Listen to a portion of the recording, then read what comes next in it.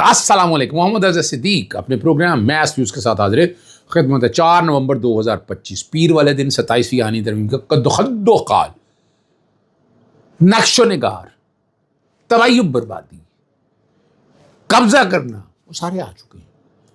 اسلام آباد high court میں کیا انصاف مل رہا ہے؟ لیکن میں جو کوئی بھی ہے اس سسٹم کے رائے کے اندر لڑنا ہے. میں پرانی باتیں کرتا آ رہا ہوں، میں نئی بات نہیں کر رہا اس بار. اسلام آباد ہائی کورٹ میں کیا کچھ شیئرنگ ہوئی ہے، بڑی مزیدار گفتگو آپ کے ساتھ کرنی ہے. اور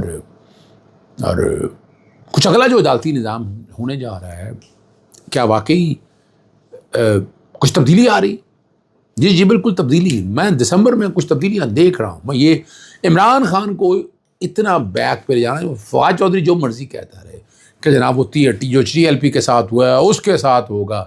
نہیں جناب، میں آپ کی اس بات سے اتفاق نہیں کرتا. وہ کچھ نہیں ہوگا. کچھ چیزیں ریوائیو ہوں گی، کتنی ریوائیو ہوتی ہیں اس پہ گفتگو کرتے ہیں. اسلام آباد ہائی کورٹ میں بڑی زبردست آج غیر معمولی، اب جو کہہ دیں غیر معمولی سماعت ہوئی اور پیشرفت بڑی زبردست ہے. جسٹس ارباب محمد طاہر کے پاس وہاں سلمان اکرم راجہ پیش ہوئے کیس میں. کیس کوئی اور تھا. انہوں نے کہا تھا جی عمران خان سے جیل میں آج ہی ملاقات کرائی جائے. عدالت نے ڈپٹی اٹارنی جنرل اور اسٹیٹ کونسل کو ہدایات دی کہ فوراً فون کال کے ذریعے جیل حکام کو آگاہ کریں. اور یہ حکم کس میں آیا؟ جو ایکس اکاؤنٹ بند کرانے کے حوالے سے کیس کی سماعت تھی. جیل حکام نے اپنی رپورٹ جمع کرائی اور کاپی جو ہے وہ فریقین کو فراہم کی. اور وہاں بیٹھے ہوئے بات کی سلمان راجہ نے کہ فل بینچ نے تو ملاقات کی اجازت دی تھی، مگر تحریری نامہ ابھی تک نہیں ملا. جس پر جسٹس ارباب محمد طاہر نے جواب دیا ہم نے تو دستخط کر دیے. اس پر شکوہ آیا کہ پچھلے 7-8 ماہ سے عدالتی اقامت پر عمل درآمد نہیں ہوا، مگر ہم ہار نہیں مانیں گے. کسی دن تو یہ دروازہ کھلے گا. ان کے یہ الفاظ عدالت میں گونج اٹھے اور ماحول مزید سنجیدہ ہو گیا. اور عدالت نے آخرکار فیصلہ سناتے ہوئے سلمان اکرم راجہ کو عمران خان سے فوری ملاقات کی اجازت دے دی اور کیس کی سماعت ملتوی کر دی. آئیے ملاقات، ساری نظریں ملاقات کے اوپر ہیں. ابھی ٹویٹر چیک کر لیتے ہیں. ٹویٹر میں اگر کوئی چیز آئی ہوگی تو وہ سامنے آ جائے گی کہ سلمان اکرم، میں ابھی اپنے پروگرام ریکارڈ کرتے میں نے کہا میں ابھی دیکھ لیتا ہوں کہ وہ ملاقات ہوئی ہے یا نہیں ہوئی ہے. ٹھیک ہے نا جی، پتہ بھی چل جائے گا نا کہ کیا واقعی ہوا ہے. حالات ایسے بنے ہیں لیکن لگتا نہیں ہے کہ ملاقات ہوگی. اور اب جیل کے اندر ہونے والی یہ گفتگو کسی نیا سیاسی جو ہے نا، خیر کوئی ایسی حالات نہ ہو جائیں، ٹھیک ہے نا جی، جو پتہ چل سکے. اور جو وہاں جانا ہوا اڈیالہ جیل کے حوالے سے، وہاں سے پتہ بھی چل گیا. فواد چودھری کے بیان پر بھی انہوں نے لائے عمل دیا اور شاہ محمود قریشی کی ملاقات کے حوالے سے بھی کہہ دیا. اور شاہ محمود قریشی نے کہہ بھی دیا کہ وہ جناب ہم کھڑے ہیں. اور پھر ہر ایک کو پتہ ہے کہ 1973 کا آئین ختم کر کے نیا آئین، اور میں نے اس میں کہا بھی ہے کہ یہ سرزمین بے آئین پاکستان ہے نا، کوئی آئین شائن نہیں ہے. اس میں ہائبرڈ رجیم کا نیا آئین لکھا جا رہا ہے. اور اس آئین کا نام کیا کہیں گے اس کو؟ کانسٹیٹیوشنل. اب وجہ کیا ہے؟ کس نے اس کو کالعدم قرار دینا ہے؟ وہ عدالتیں اس طرح کی آزاد تو نہیں ہیں، نہیں بھی آ جائیں گی اس طرح کی آزاد نہیں ہوں گی. اور آئندہ حکمت عملی جو ہے نا وہ ملاقات کے بعد سامنے آنی. اور ملاقات ابھی تک میں نے کوشش کی تھی ٹویٹ کے اوپر کہ پتہ چل سکے کہ ملاقات ہوئی ہے. ملاقات تو جناب ابھی تک کوئی نہیں ہو سکی. ابھی تک تو ملاقات نہیں ہو سکی ہے. جو اب تک اب پتہ نہیں، میں تو یہی ڈھونڈ رہا ہوں کہ شاید کوئی ایسی آ جائے چیز جو بتا سکے. ٹھیک ہے نا جی.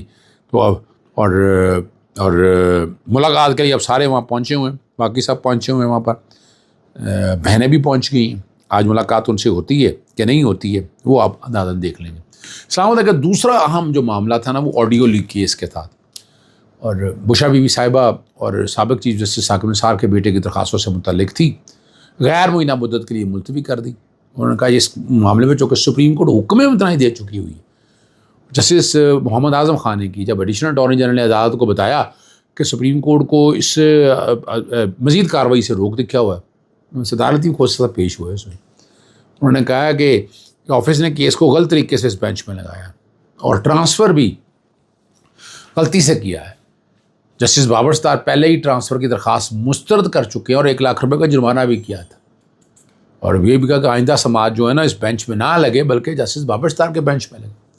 جسٹس اعظم خان صاحب نے ریمارکس دیے کہ جب کیس دوبارہ لگے گا تب دیکھا جائے گا، اور یعنی ملتوی نہیں، یعنی ٹرانسفر نہیں کیس کیا، یعنی بیک برنر پہ، یعنی چونکہ اسٹے ملا ہوا ہے، ہیئرنگ تو اب ہونی نہیں ہے، تو وہ اب کتنا عرصہ بعد ہوتا ہے، کب آتی ہیں، کب ہیئرنگ ساری آئیں گی، وہ آپ لوگوں کے سامنے آ جائیں گی۔ اسلام آباد ہائی کورٹ میں ججز کے تبادلوں سے آپ کو پتہ لگا کہ فیصلے کے باوجود حکومت نئی ترمیم نہیں لا رہی، اور رانا ثناء اللہ جیسے ویسے قانون پڑھا ہوا انہوں نے عجیب و غریب سی کہانیاں بتا رہے ہیں، اور انہوں نے کہا جی ججز کی رضامندی کے بغیر ایک ہائی کورٹ سے دوسری ہائی کورٹ منتقل کرنے کا اختیار حاصل کرنا چاہتی ہیں، اشیاء عدلیہ کی آزادی متاثر ہو رہی ہے۔ اور اس پہ انہوں نے کہا کہ ججز کے پوسٹنگ اور ٹرانسفر حکومت کا معاملہ نہیں ہونا چاہیے، اس کے میں حکومت کا کوئی کردار نہیں ہونا چاہیے۔ طریقہ کار یہی ہے کہ وہاں کا چیف جسٹس جب جس کو مرضی چاہے لگے رکھا دے، یعنی کس لیے بھائی تمام جج برابر ہیں، ایک کو فوقیت کیسے دی جا سکتی، ایک کو فوقیت نہیں دی جا سکتی، نہ یہ کوئی اہمیت دی جا سکتی، نہ ایک کو آگے لایا جا سکتا ہے۔ یہ بڑا کلیئر ہوں اس حوالے سے، میں بتا دوں آپ کو، میں I have no doubt about it. اور 26ویں آئینی ترمیم پہ 27ویں آئینی ترمیم میں بڑا واضح کہہ دیا تھا کہ اس ترمیم کا مقصد عدلیہ کی آزادی کو چھیننا ہے، دہشت گردی کرنا اس ترمیم کے ساتھ، یعنی اس آئین کے ساتھ ایسی چھیڑ چھاڑ کر دی ہے۔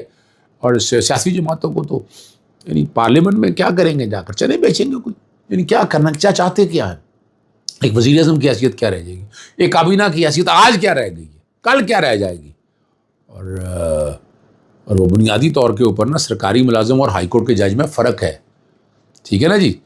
اور جوڈیشل کمیشن پہلے ہی آپ کو پتہ ہے ایگزیکٹو کی اکثریت ہے وہاں پر، اور یہ سوچنا، یہ کہنا کہ حکومت یا پسند کی اسٹیبلشمنٹ موجود رہے گی، اور یاد رکھنا ڈرنا چاہیے انہیں، میں تو ہمیشہ سے کہتا ہوں ویسے ڈر نہیں رہے، یہ نہ انہیں کو فکر ہے نہ کو فاقہ ہے، کوئی چکر نہیں ہوا، آئین کے بنیادی ڈھانچے سے یہ کھیل رہے ہیں، عدلیہ کی آزادی متاثر کر دی، بنیادی حکومت تباہی و بربادی کر دی، آئینی بینچ پہلے سپریم کورٹ میں بنا لیے، کیا باقی جگہوں پہ بنائے انہوں نے؟ نہیں بنائے انہوں نے، بتائیں نہ بنائے ہوں انہوں نے کہ اگر کسی جگہ آئینی بینچ، یعنی دیکھنا سپریم کورٹ میں آئینی بینچ بنا ہے نا، سپریم کورٹ کے بعد اگر بتائیں اب کیا اسلام آباد ہائی کورٹ میں بنا، صرف سندھ ہائی کورٹ میں بنا، نہ لاہور ہائی کورٹ میں آئینی بینچ بنا، نہ بنا ادھر پشاور ہائی کورٹ میں، نہ بلوچستان ہائی کورٹ میں، اگر بھی 26 میں آپ من تو عمل کر لیں۔